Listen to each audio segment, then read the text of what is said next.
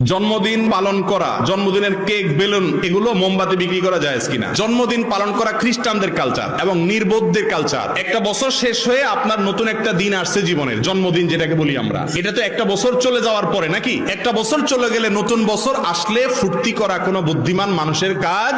একটা বছর আমার জীবন থেকে খসে পড়ে গেল, তার মানে কবরের দিকে আমার এক ধাপ সামনে অগ্রসর হয়ে গেলাম, এখানে ফুর্তির কি আছে? এখন আপনার নির্বোধ হলে যেখানে সেখানে যখন তখন ফুর্তি শুরু করে দেয়। আরে ভাই, সব নতুনে আনন্দ করতে হয় না। একজন ফাঁসির আসামি, তাকে বলা হয়েছে অমুক দিন তোমার ফাঁসি দেওয়া হবে, নতুন দিন আসলে সবাই খুশি হয়, তার কি খুশি হওয়ার কথা? তার তো আরেকটা কদম আগে গেল ফাঁসির কাষ্টের দিকে। আমাদের ফাঁসির কাষ্টের আসামি না হই, কিন্তু আমাদের মৃত্যুর পরোয়ানা মাথায় নিয়েই তো আমরা জন্মগ্রহণ করেছি। কুল্লু নাফসিন যায়কাতুল মাউত, সবাই মৃত্যু স্বাদ আস্বাদন করব।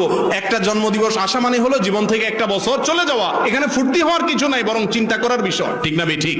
এই জন্য জন্মদিবস আসলে কেক কাটা, ফুল দেওয়া, এই সমস্ত ফুর্তি ফাট্টা করা, এগুলো খ্রিস্টানদের কালচার, এটা মুসলমানদের কালচার না।